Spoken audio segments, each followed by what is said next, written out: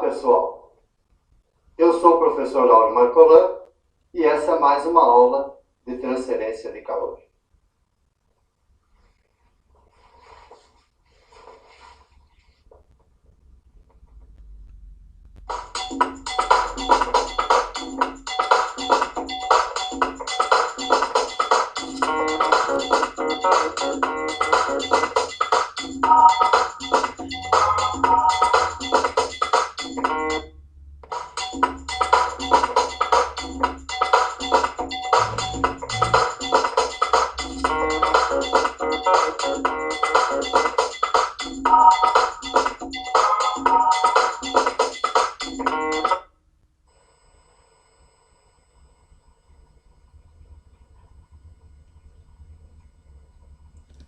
Fundamentos de convecção.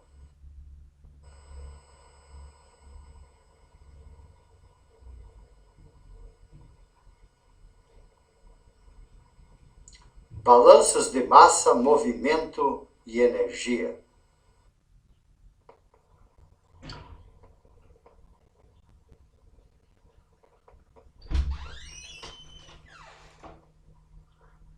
Zero dois. Equação da conservação da quantidade de movimento.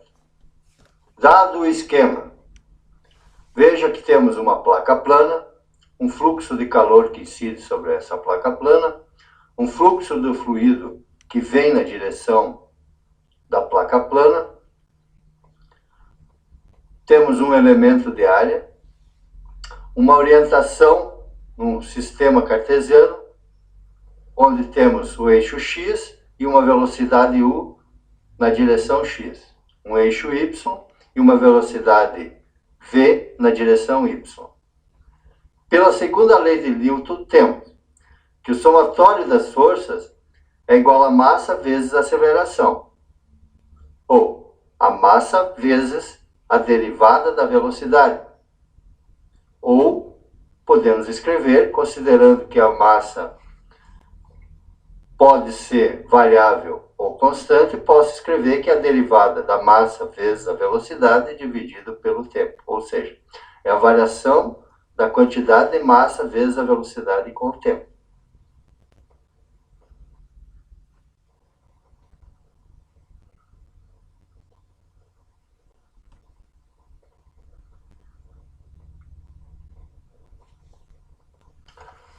Considerando todas as forças que atuam em um fluido em movimento, temos que o somatório das forças é as forças de campo, as forças viscosas, mais as forças de superfície, mais as forças elásticas, mais as forças de coesão, o que nos diz que o somatório de tudo isso são as forças inerciais, o que constitui o que anteriormente nós dissemos, que é a variação da quantidade de massa vezes velocidade com o tempo.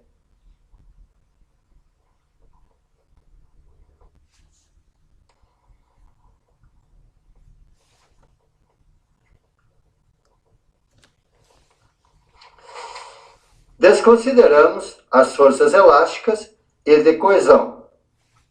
E aí temos que a somatória das forças são as forças de campo, mais as forças viscosas, mais as forças de superfície.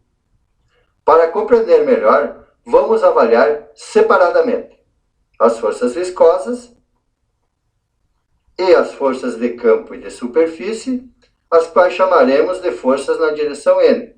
Ou seja, as forças na direção N são as forças de campo mais as forças de superfície.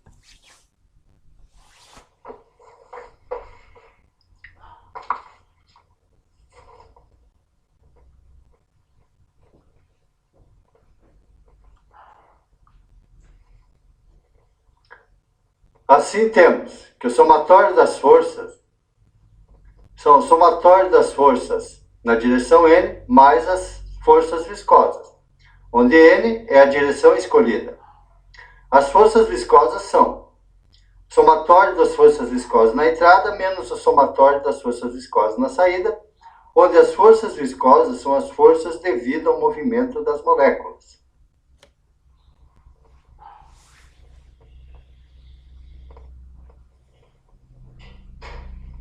Então, a segunda lei de Newton fica que a variação da quantidade de movimento é igual ao somatório das forças na direção n mais o somatório das forças viscosas.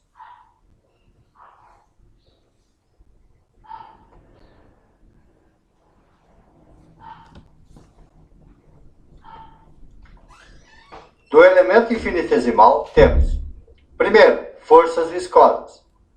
Analisando o elemento infinitesimal, que avalia o fluxo de momento e inércia, temos a posição x e y, a posição x mais ΔX, a posição y mais ΔY, a força viscosa na entrada x, a força viscosa na entrada y, a força viscosa que sai na posição x mais ΔX e a força viscosa que sai na posição y mais ΔY.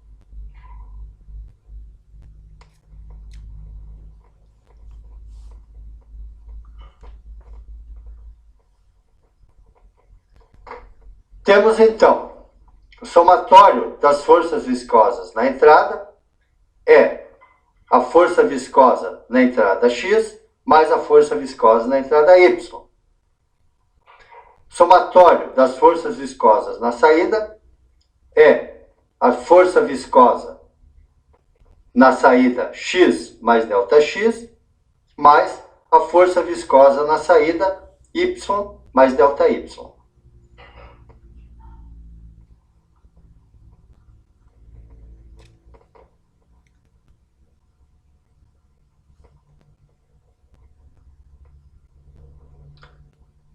Assim, as forças viscosas devido ao movimento das moléculas é o somatório das forças viscosas na entrada menos o somatório das forças viscosas na saída, que é a soma das diferenças das forças viscosas na direção x e na direção y.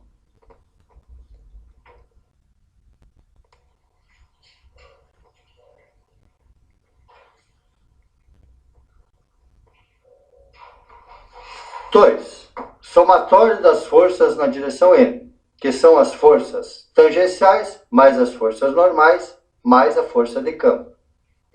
Analisando o elemento de área das forças de superfície de campo, temos uma posição x e y, uma posição x mais ΔX e uma posição y mais ΔY.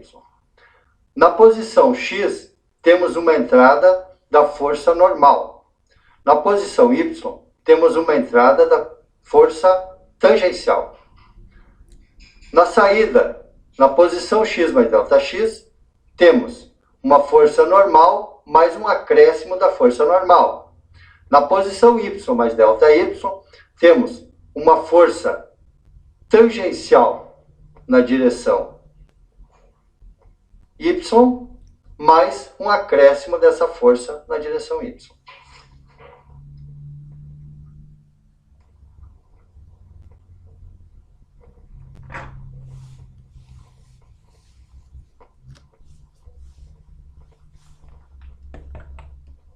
Onde as forças tangenciais mais as forças normais constituem as forças de superfície. X é a força de campo, e x multiplicado pelo elemento infinitesimal de área, ΔX, ΔY, é a força de campo proporcionalmente ao volume de controle.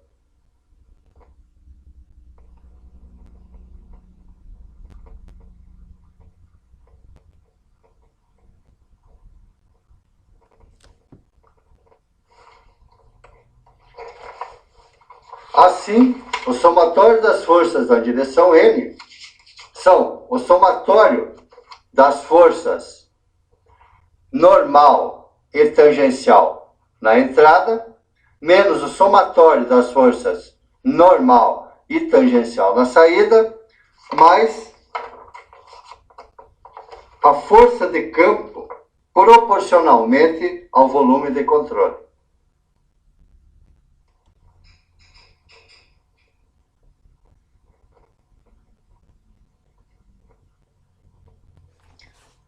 Fica, somatório das forças na direção n é igual a variação infinitesimal da força normal na direção x, mais a variação infinitesimal da força tangencial na direção y, mais a força de campo devido proporcionalmente ao volume de controle.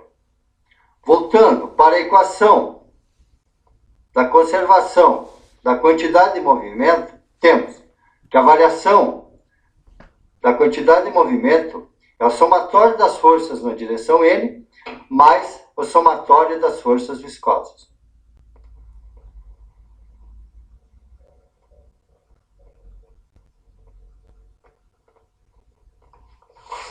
Teremos, então, substituindo as variáveis na equação do balanço da quantidade de movimento, temos, então, que a variação da quantidade de movimento com o tempo é o somatório das forças normais e tangenciais, mais as forças de campo, menos as forças viscosas.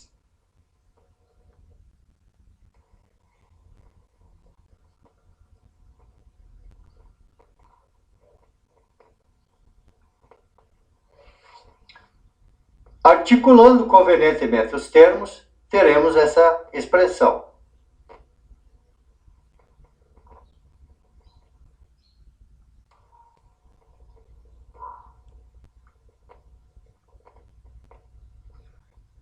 Colocando ΔX, ΔY em evidência, temos, fazendo as devidas simplificações, fica